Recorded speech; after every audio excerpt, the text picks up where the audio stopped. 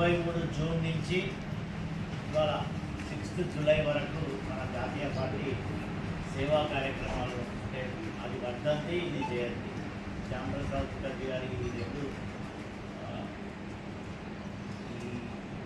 Important సంఘటనల మధ్యలో సేవా కార్యక్రమాలు నిర్వహించుకోవాలి. దాంట్లో మనకు ఎస్ఐఆర్ కార్యక్రమం కూడా ఉన్నది. జాతీయ పార్టీ మనకి ఇచ్చినటువంటి సంకేతం ఏంటంటే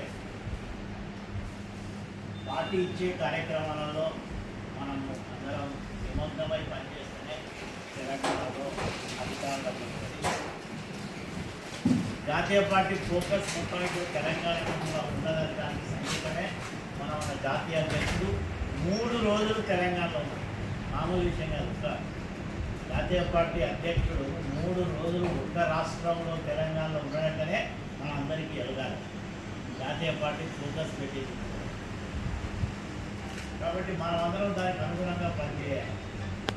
ఎక్కడో గెలిస్తే ఇక్కడ మనము సంబరాలు చేసుకోవడం కరెక్టే, కానీ మనం గెలిచి మనం సంబరాలు చేసుకునే స్థితికి మనం రావాలి. దానికి రావాలంటే మనం అందరం కూడా మీరని చెప్పాం, మనం అందరం అంటే అందరం కలిసి మనము పనిచేయాలి పార్టీ కోసం. పార్టీ ఇచ్చే కార్యక్రమాలు రాబోయే దగ్గరలో మనకు వరంగల్లో కార్పొరేషన్ ఎన్నికల్లో కూడా మనం అందరం కూడా కలిసికట్టుగా పనిచేస్తేనే నిజంగా మన శ్యాంప్రసాద్ ముఖర్జీ గారికి ఇవ్వాలి. నరేంద్ర మోడీ గారు మనం చెప్పినట్టు మేము 3 సీట్ల నుంచి 300 సీట్లకు వచ్చినామంటే అది శ్యాంప్రసాద్ ముఖర్జీ గారి స్ఫూర్తి. 52లో మొదటి ఎలక్షన్స్ అయినప్పుడు మనకు పార్లమెంట్ ఎన్నికలు 3 గెలిచేది. 52లో అప్పుడే 51లో కదా మనం స్టార్ట్ చేసింది పార్టీని. 51లో అక్టోబర్ 21 రోజు భారతీయ జనసంఘను శ్యాంప్రసాద్ ముఖర్జీ గారు మొదటి అధ్యక్షుడిగా స్థాపించబడ్డది. 52లో ఇమ్మీడియట్ ఎలక్షన్స్ వచ్చినాయి. 3 గెలిస్తే 3 ఒకరు శ్యాంప్రసాద్ ముఖర్జీ. వారు కాశ్మీర్కి పోయింది పార్లమెంటు మెంబర్గా. పార్లమెంట్ మెంబర్కే ఆ రోజు నాడు దిక్కులేదు. నిర్దాక్షిణ్యంగా విషప్రయోగం జరిపి చంపబడ్డటువంటి వ్యక్తి శ్యాంప్రసాద్ ముఖర్జీ గారు. అందుకే బలిదానం అంటాం. దేశం కోసం బలిదానం ఇచ్చినటువంటి మహనీయులలో మొదటి వ్యక్తిగా శ్యాంప్రసాద్ ముఖర్జీ గారు. సరే, మనం 3 సంఘటనలు శ్యాంప్రసాద్ ముఖర్జీ గురించి మాట్లాడతాం. స్వాతంత్రం రాకముందు, స్వాతంత్రం వచ్చిన. స్వాతంత్రం రాకముందు ఏంటి? అప్పుడు మహమ్మద్ అలీ జిన్నా గారు ఏంటంటే ఈ బెంగాల్ మొత్తాన్ని పాకిస్తాన్లో కలపాలి, అది వారి స్లోగన్. మొత్తం కాంగ్రెస్ దాదాపు అది ప్రవేశపెట్టడం జరిగింది. అక్కడ ప్రజల నుంచి ఉద్యమాన్ని తీసుకొచ్చి లేదు వెస్ట్ బెంగాల్ మాత్రం ఎట్టేసి భారతదేశంలో ఉండాలని బెంగాల్ను అప్పుడు స్ప్లిట్ చేసి ముస్లింలకు ఈస్ట్ బెంగాల్, వెస్ట్ బెంగాల్ భారతదేశంలో హిందువులకు అనలేదు. వెస్ట్ బెంగాల్ భారతదేశంలో కాదు, ఇక్కడ ఎవరైనా ఉండొచ్చు.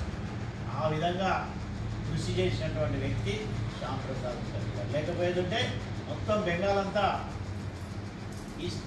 అప్పుడు ఈస్ట్ పాకిస్తాన్లో దాన్ని ఆపుకున్నాం. అది స్వాతంత్రం రాగానే ఇంటరిమ్ గవర్నమెంట్ మధ్యంతర ప్రభుత్వం స్థాపించబడ్డది. నెహ్రూ గారు ప్రధానమంత్రి. నెహ్రూ గారి విధానాలకు వ్యతిరేకంగా ఉన్నా కూడా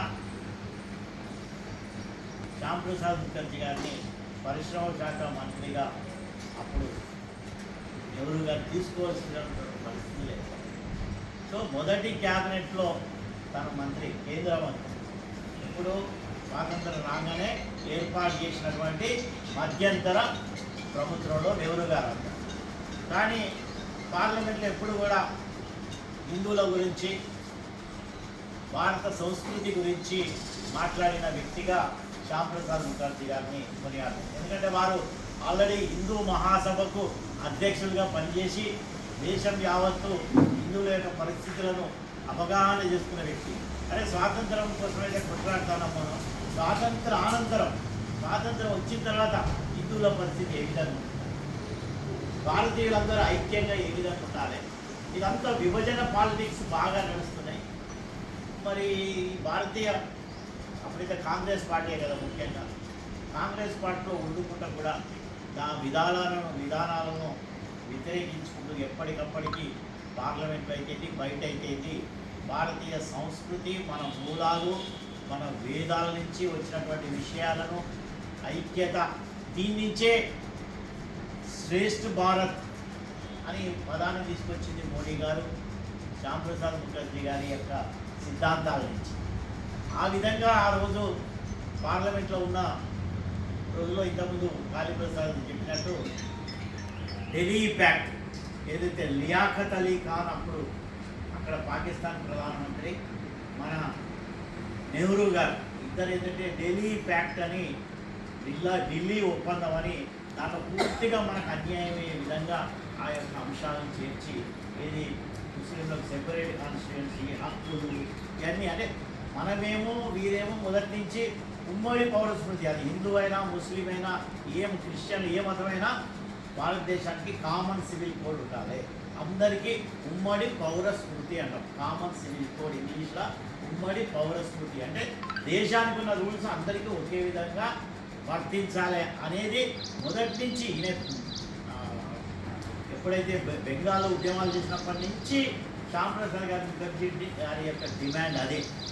సో దీనికి వ్యతిరేకంగా ఏదైతే ఢిల్లీ ప్యాక్ట్ ఏర్పడుతుందో దాన్ని నిరసించి ప్లస్ కాశ్మీర్లో కూడా ఈ 370 ఆర్టికల్ ఏంటిది, ఇది సెపరేట్గా అక్కడ ఉన్న వారంతటి ప్రధానమంత్రి ఇది, అక్కడ ఉన్నటువంటి జెండా మన భారతదేశ జెండాకు తోడుగా కాశ్మీర్ జెండా ఎగరేసడం ఏంటి స్వాతంత్ర దినం రోజు, అట్లనే అక్కడ రాజ్యాంగం వేరే ఉండటం ఏంటి, ఈ మూడు ఇవన్నీ నాకు ఇష్టం లేదు, నచ్చట్లేదు మీ విధానాలని కేంద్ర క్యాబినెట్ నుంచి రాజీనామా చేసి శ్యామ్ ప్రసాద్ ముఖర్జీ గారి పదవిని రుణప్రాయంగా త్యజించి ఎస్ మనము మన సిద్ధాంతాలకు మన దేశ అవసరాల కోసం భారతీయులందరినీ ఐక్యంగా ఉంచడానికి కోసం ఎప్పుడు కూడా ఆయనే ముస్లింలకు వ్యతిరేకంగా మిత్రులారా తెలుసుకోండి. శ్యామ్ ప్రసాద్ ముఖర్జీ గారు భారతదేశంలో ఉన్న భారతీయులందరూ అంటే హిందూ అనే పదానికి అర్థమే వసుదైక కుటుంబం, ఫ్రీ ట్రేడ్, స్వేచ్ఛాయుత మార్కెట్. నెహ్రూ గారిని సోషలిజాన్ని నమ్ముకొని ఆ యొక్క భావాలు చూస్తుంటే ఒక ప్రభుత్వంతో మొత్తం గుత్తాధిపత్యంగా ఉండాలి కానీ ఫ్రీ మార్కెట్ అనే పదాన్ని ప్రవేశపెట్టేది శ్యామ్ ప్రసాద్ ముఖర్జీ. స్వేచ్ఛా మార్కెట్, గ్లోబలైజేషన్ ఇప్పుడు ఏదైతే అనుకుంటున్నామో ఆ రోజు నాడే మాట్లాడినటువంటి వ్యక్తి శ్యామ్ ప్రసాద్ ముఖర్జీ. అందుకే ఆయనే ఇదని తిరుగుకుంటూ ఏం చేయాలి, హిందూ మహాసభలో ఉన్నటువంటి అనుభవం కావచ్చు, పార్లమెంట్లో తను మాట్లాడినటువంటి విషయాలు కావచ్చు, నెహ్రూ గారి మీద వ్యతిరేక విధానాలు కావచ్చు, వీటన్నిటికీ తోడుగా ఆర్ఎస్ఎస్ చీఫ్ అయినటువంటి గోల్వల్కర్ గారిని కలవడం జరిగింది. శ్యామ్ ప్రసాద్ ముఖర్జీ గారు ఆర్ఎస్ఎస్ గారు మొదటి మిత్రులారా తెలుసుకోండి. శ్యామ్ ప్రసాద్ ముఖర్జీ గారు వాళ్ళు ఒక ఇండివిజువల్గా సంఘంలో కాదు, హిందూ మహాసభ ఆర్ఎస్ఎస్ వేరే శాఖగా నడుస్తున్నారు. కానీ ఏదైతే కలయిక జరిగిందో శ్యామ్ ప్రసాద్ ముఖర్జీ గారు గోల్వల్కర్, వారిద్దరి కలయిక ఒక వినూత్నమైనటువంటి అంటే ఒక విప్లవం అనుకోవాలి మనం. గోల్వల్కర్ గారు దగ్గర శ్యామ్ ప్రసాద్ ముఖర్జీ గారు వారి యొక్క ఏదైతే ఈ పార్లమెంటు అనుభవాలు కావచ్చు, స్వాతంత్ర ఉద్యమం కావచ్చు, తర్వాత మన భారతీయుల పరిస్థితి ఎట్లా ఉంటుంది, ముఖ్యంగా మెజార్టీ ప్రజలైనటువంటి హిందువుల మనోభావాలు కావచ్చు, వీటన్నిటి గురించి చర్చిస్తే ఇద్దరి మధ్యలో లేదు మనం ఒక పార్టీ పెట్టాలి, మనం ఒక జాతీయ పార్టీ పెట్టాలి, కాంగ్రెస్తోని కాదు. అసలు గాంధీ గారు స్వాతంత్రం రాగానే కాంగ్రెస్ పార్టీ డిజాల్వ్ చేయండి, అది ఓన్లీ ఉద్యమ పార్టీ, స్వాతంత్రం వచ్చేదానికి అని అన్నా కూడా నెహ్రూ గారి పదవీకాంక్షతోనే దానికి తలొక్కి పార్టీని రాజకీయ పార్టీగా మార్చింది. ఉద్యమ పార్టీ రాజకీయ పార్టీ ఇక్కడ కూడా ఏమైంది మనకు తెలుసు కదా. టీఆర్ఎస్ స్టార్ట్ చేసినప్పుడు ఇది ఓన్లీ ఉద్యమ పార్టీ, తెలంగాణ రాగానే ఈ పార్టీ ఉండదు అని చెప్పిన కేసీఆర్ గారు పదవీ వ్యామోహంతో టీఆర్ఎస్ను రాజకీయ పార్టీగా మలిచింది. ఉద్యమ పార్టీ రాజకీయం సేమ్ కాంగ్రెస్ కూడా ఇస్తుంది అంతే. అది స్వాతంత్రం కోసం ఉద్యమం చేయడానికి పుట్టిన పార్టీ స్వాతంత్రం రాగానే పదవీ వ్యామోహంతో రాజకీయ పార్టీగా మారిపోయింది. ఇదంతా సంకుచిత రాజకీయాలు ఇక్కడ అని అక్టోబర్ 21, 1951లో భారతీయ జనసంఘ్ను శ్యామ్ ప్రసాద్ ముఖర్జీ గారి మొదటి అధ్యక్షునిగా స్థాపించబడటం అనేది చరిత్ర మనందరికీ తెలుసు. ఆ రోజు నుంచి విధి విధానాలని రూపకల్పన చేసుకుంటూ తర్వాత సెక్రటరీగా వచ్చినటువంటి దీన్ దయాళ్ గారు ఏకాత్మ మానవతావాదాన్ని, మిగతా మనకి ఏదైతే అంత్యోదయ కార్యక్రమం ఇవన్నీ ఈ యొక్క మూలాలు సంస్కృతి ఎట్లా ఉండాలి ఇదంతా విధి విధానం అంతా రూపకల్పన శ్యామ్ ప్రసాద్ ముఖర్జీ గారు ఆద్యుడు, దీన్ దయాళ్ గారు ఇద్దరు కలిసి మన యొక్క సూత్రాలన్నింటినీ మూల విధానాలన్నింటినీ ఇప్పటి వరకు కూడా ఇన్ని సంవత్సరాల్లో కూడా మన మూల సిద్ధాంతం ఎక్కడ కూడా మార్చుకోలేదు. విధి విధానాల్లో మార్పు వస్తుంది. మనం ఏ విధంగా వాటిని ముందుకు తీసుకెళ్ళాలి అనే దాంట్లో మార్పులు వస్తున్నాయి, కానీ మూల సిద్ధాంతం ఐక్యత, భారతీయుల ఐక్యత అనే దానికి సేమ్ ఉంటున్నాడు.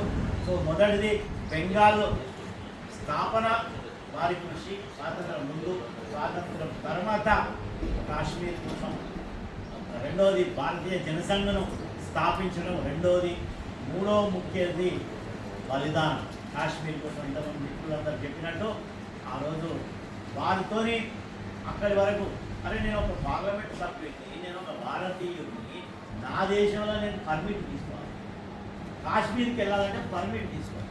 ఈ పర్మిట్ ముచ్చటేంది? పర్మిట్ నేను తీసుకోను, నన్ను ఇవ్వలేని చేస్తారో చూస్తా. నేను అక్కడే నిరాదీక్ష, శ్రీనగర్లో నిరాదీక్ష. ఆయన ప్రోగ్రాం ఏంటిది? శ్రీనగర్లో నిరాదీక్ష అని 1953లో, 52లో గెలిచిండు. 53లో వారు ప్రయాణం చేస్తే లఖన్పూర్ అక్కడ సరిహద్దు అన్నట్టు భారతం ప్రయాణం చేసిన వాళ్ళలో అటల్ బిహారీ వాజ్పేయి గారు. ఆయన ఒక్కరిని శ్యామ్ ప్రసాద్ ముఖర్జీ ఒక్కరిని మాత్రం అరెస్ట్ చేసి పంపించి మిగతా వాళ్ళందరినీ ఎన్నుకుంటాం. అటల్ బిహారీ వాజ్పేయి గారు కూడా ఆయనతోటి సరిహద్దు దాకా శ్యామ్ ప్రసాద్ ముఖర్జీతో గారితో ప్రయాణం చేసిన వ్యక్తి మన మొదటి భారతీయ జనతా పార్టీ మొట్టమొదటి అధ్యక్షుడు అటల్ బిహారీ వాజ్పేయి. అటల్ బిహారీ వాజ్పేయి గారికి పూర్తి లెవెల్లో మార్గదర్శనం చేసిన వ్యక్తి శ్యామ్ ప్రసాద్ ముఖర్జీ. అన్ని విషయాలు, పార్టీ విషయాలు అన్నిట్లలో అటల్ బిహారీ వాజ్పేయి గారు తన శిష్యులలో చాలా పేరున్నటువంటి వ్యక్తి. సరే, అక్కడికి వెళ్ళిండ్రు, అరెస్ట్ చేసిండ్రు. మనకు తెలుసు జూన్ 23 ఎర్లీ మార్నింగ్ సమాచారం ఇచ్చిండ్రు ఆయనకు హార్ట్ అటాక్ వచ్చి. కానీ మనకున్నటువంటి సమాచారం ప్రకారం వారికి స్లోగా ఉందని జైల్లో ఉన్న రోజులల్లో నెహ్రూ గారి ప్లస్ అప్పుడున్నటువంటి ప్రధానమంత్రి షేక్ అబ్దుల్ వారిద్దరి మధ్య ఉన్నటువంటి అవగాహన ద్వారా వారికి విషప్రయోగం చేసి చంపేది వారి. ఎందుకంటే ఆ రోజు వారి చనిపోతే దాని మీద ఏం విచారణ చేయలేదు, ఏమీ విచారణ చేయలేదు. ఇంకా అంత పెద్ద మహానుభావుడు ఒక ఎంపీ చనిపోతే, ఒక జాతీయ పార్టీకి అధ్యక్షుడు, ఒక పార్లమెంట్ సభ్యుడు ఒక వేరే రాష్ట్రంలో అరెస్ట్ అయ్యి జైల్లో చనిపోతే, జైల్లో మామూలు వ్యక్తి చనిపోతేనే ఎంక్వైరీ. అటువంటి శ్యామ్ ప్రసాద్ ముఖర్జీ గారు చనిపోతే ఎంక్వైరీ లేదు. వారిని ఇమీడియట్గా తీసుకొచ్చేసి ఫినరల్ స్టార్ట్ చేద్దామంటే వారి తల్లిగారు బతుకుని జోగుల్ మయాదేవి, ఎవరి శ్యామ్ ప్రసాద్ ముఖర్జీ గారి జోగులది నెహ్రూ గారికి లెటర్ రాసింది, మీరు విచారణ చేయాలి, కారణం తెలుసుకోవాలంటే కూడా దాన్ని కూడా పెడిచేవడం పెట్టి పక్కకు పడేసారు. ఎందుకంటే వాళ్ళ కుటుంబం చాలా పెద్దది. వారి తండ్రి గారు కూడా హైకోర్టు న్యాయమూర్తిగా ఉండేది, అశుతోష్ ముఖర్జీ గారు. అమ్మగారు వాళ్ళందరూ ఎంత కోరినా కూడా దేశ ప్రజలందరూ గర్భోలు పెట్టినా భారతీయ జనతా పార్టీ మొత్తం జనసంఘ్ అడిగినా కూడా విచారణ చేయకుండా. కాబట్టి మనకు ఈరోజు వారి జయంతి ఉత్సవం కాబట్టి మనం కొన్ని విషయాలు మనం మాట్లాడుకున్నాం. తప్పకుండా మనమందరం వారి ఆశయిస్తారు, వారి బలిదానానికి అర్థం ఈరోజు భారతీయ జనతా పార్టీ 22 రాష్ట్రాల్లో అధికారంలో ఉంటుకుంటూ మొన్ననే వారి మాతృ ప్లేస్ అయినటువంటి బెంగాల్లో కూడా మనం అధికారంలోకి రావడం అనేది వారికి నిజమైనటువంటి 165వ సంవత్సరం జయంతి సందర్భంగా వారికి నిజమైనటువంటి నివాళులు అర్పించినట్టు. మనమందరం ఇంతకుముందు మన జిల్లా అధ్యక్షులు గారు కోరినట్టు వారికి నిజమైన నివాళులు ఎప్పుడంటే మనమందరం కూడా తను మన తను అన్నిటినీ అర్పించి ఈ పార్టీ కోసం అందరం ఇప్పుడు పనిచేస్తున్నాం. ఇంకా కొంచెం ఎక్కువ సమయం ఇచ్చి ఈ పార్టీ కోసం కృషి చేసి వరంగల్లో మన వరంగల్ కార్పొరేషన్లో భారతీయ జనతా పార్టీ జెండా ఎగిరేసి మనం నిజమైనటువంటి నివాళులు అర్పించాలి. ఎందుకంటే 126వ జయంతి వరకు ఎన్నికలు అయితే అనుకుంటాను నా ఉద్దేశంలో. ఎందుకంటే 1 ఇయర్ ఉన్నది. 126వ జయంతి రోజు మన మేయర్ ఇక్కడ నిలబడి వారికి మనం సన్మానం చేసుకోవాలి. ఇది నా యొక్క ప్రగాఢ వాంఛ. ఈ అవకాశం ఇచ్చినటువంటి అధ్యక్షుల వారికి, భారతీయ జనతా పార్టీ కార్యకర్తలందరికీ మరొకసారి జయంతి సందర్భంగా వారికి ఘనంగా నివాళులర్పించుకుంటూ మీ అందరికీ శుభాకాంక్షలు. ధన్యవాదాలు.